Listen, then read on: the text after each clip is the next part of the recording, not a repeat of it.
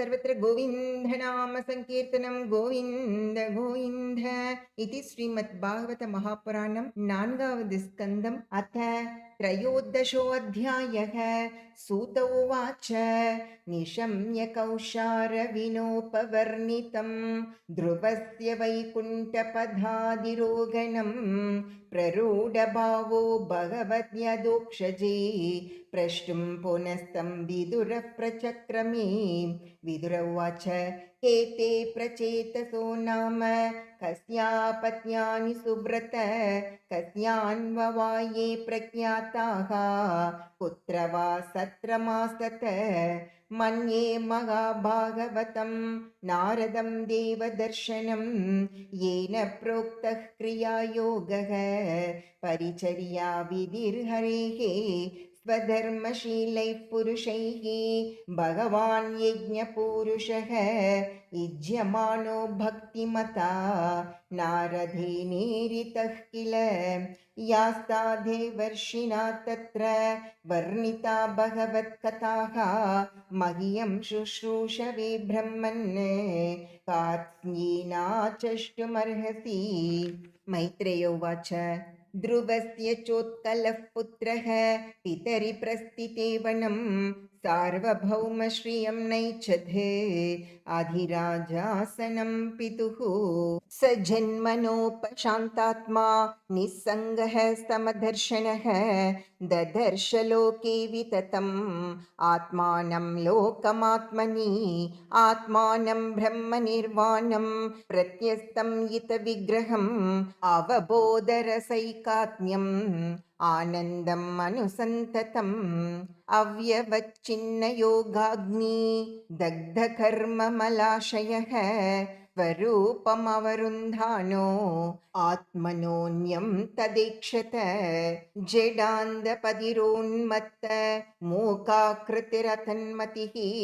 लक्षितः पतिबालानां प्रशान्तार्चेर्यिवान्नलः मत्वा तं जडमुन्मत्तं कुलवृद्धाः समन्त्रिणः वत्सरं भूपतिं चक्रुः यवीयां सम्भ्रमे सुतं स्वर्वीदिर्वत्सरस्येष्टा भार्यासूतषडात्मजान् पुष्पार्णं दिग्मकेतुं च ईशं ऊर्जं वसुं जयम् पुष्पार्णस्य प्रभा भार्या दोषा च द्वे बभूवतुः प्रातर्मध्यन्तिनं सायम् इति ह्यासन् प्रभासुताः प्रदोषो निशितो व्युष्ट इति दोषा सुतास्त्रयः व्युष्टः सुतं पुष्करिण्यां सर्वधीजसमादधे स चक्षुः सुतमाकूत्यां पत्न्यामनुमवापः मनोरसूतमहिषी विरजानड्बला सुतान् पुरुं कुत्सं कृतं द्युम्नं सत्यवन्तमृतं व्रतम् अग्निष्टोममतिरात्रं प्रद्युम्नं शिभिं उल्मुखम् उल्मुको जनयत्पुत्रान् पुष्करिण्यां षडुत्तमान् अङ्गं सुमनसं ख्यातिं क्रतुम् अङ्गिरसं गयम् सुनीताङ्गस्य या पत्नी सुषुवे वेनं वुल्भनं यद्धौ शील्यात् स राजर्षिः निर्विन्नो निरघात् पुरात् यमङ्गशेपुः कुपिताः वाग्वज्रामुनयः किल गतासोस्तस्य भूयस्ते ममन्तुर्दक्षिणं करम् अराजके तथा लोके दस्युभिः पीडिताः प्रजाः जातो नारायणांशेन पृथुराध्यः क्षितीश्वरः। विदुर उवाच तस्य शीलनिधे साधोः ब्रह्मण्यस्य महात्मनः राज्ञः कथम् अबुद्धुष्टा प्रजा यद्विमनाययो किं वां गोवेन उद्दिश्य ब्रह्मदण्डमयुयुजन् दण्डव्रतधरे राज्ञी मुनयो धर्मकोविदाः नावद्येयः प्रजापालः प्रजा राघवानपि यदसौ लोकपालानां बिभर्त्योजस्वतेजसा ये तथाख्याहि मे ब्रह्मन् सुनीतात्मजेष्टितं श्रद्दधानाय भक्ताय त्वं परावरवित्तमः। मैत्रेयोवाच अङ्गो अश्वमेधं राजर्षिः आजहार महाक्रतुं नाजग्मुर्देवतास्तस्मिन् आहूता ब्रह्मवादिभिः तमूचुर्विस्मितास्तत्र यजमानमतर्त्विजः हवींषि हूयमानानि न ते गृह्णन्ति देवताः राजन् हवींष्य दुष्टानि श्रद्धया साधितानि ते छन्दांस्यायातयामानि योजितानि धृतव्रतैः न विदामेह देवानां हेलनं वयमन्वपि यन्न गृह्णन्ति बाहान् स्वान् ये देवाः कर्मसाक्षिणः। मैत्रेयोवाच अङ्गो द्विजवच श्रुत्वा यजमानः सुधुर्मणाः तत्प्रष्टुं यसृजद्वाचं सत्स्यामस्तदनुज्ञया नागच्छन्त्याहुता देवा न गृह्णन्ति गृहाण्येव तदसस्पतयो ब्रूत किमवध्यं मया कृतं तदसस्पतयवोचुः नरदेवेह भवतो नागं तावन्मनाः स्थितम्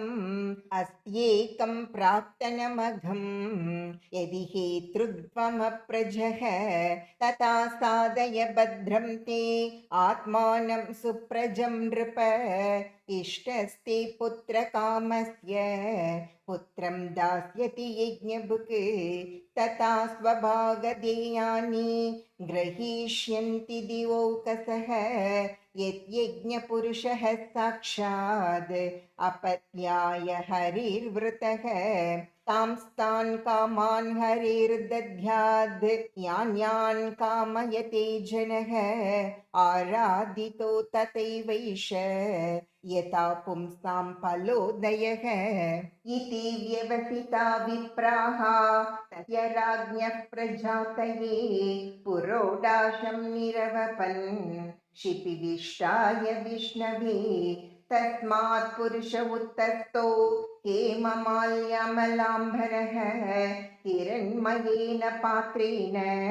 सिद्धमादाय पायसं स विप्रानुमतो राजा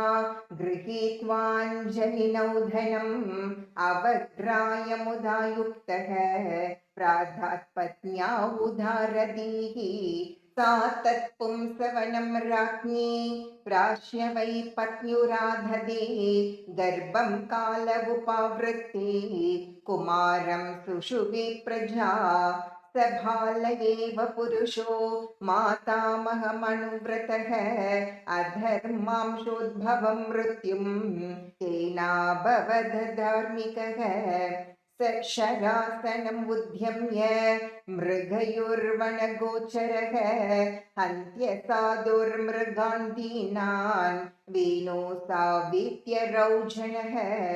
आक्रीडे क्रीडतो बालान् वयस्यानतिदारुणः प्रसह्य निरनुग्रोशः पशुमारममारयते तं विचक्ष्य कलं पुत्रं शासनैर्विविधैर्नृपः यदा न शासितुं कल्पो वृषमासीत् सुधुर्मणाः प्रायेणाप्यर्चितो देवो ये प्रजागृहं येदिनः कदपत्यभृतं दुःखं येन विन्दन्ति दुर्भरं यतः पापीयसी कीर्तिः अधर्मश्च महान् नृणां यतो विरोधः सर्वेषां यतादिरनन्तकः तस्तं प्रजापदेशं वै मोहबन्धनमात्मनः पण्डितो बहुमन्येत यदर्थाः क्लेशदा गृहाः कदपत्यं वरं मन्ये सदपत्न्याच्युचां पदात् निर्विद्येत गृहान्मर्त्यो यत्क्लेशनिवहा गृहाः एवं स निर्विन्नमना नृपो गृहान् निशीत उत्थाय महोदयोधयात् अलब्धनिद्रानुपलक्षितो नृभिः हित्वा गतो वेनसुवं प्रसुप्ताम् विज्ञाय निर्विद्य गतं पतिं प्रजाः पुरोहितामात्य सुहृद्गणादयः विच्युत्युरुर्व्यामतिशोककातरा यथा निगूढं पुरुषं कुयोगिनः अलक्षयन्तः पदवीं प्रजापतेः हतोद्यमाः प्रत्युपसृत्य ते पुरीं ऋषीन् समेतान् अभिवन्द्य साश्रवो न्यवेदयन् पौरवभर्तृविप्लवम् इति श्रीमद्भागवते महापुराणे पारमहंस्यां संहितायां चतुर्थस्कन्धे त्रयोदशोऽध्यायः। सर्वत्र गोविन्दनाम संकीर्तनं गोविन्द गोविन्द।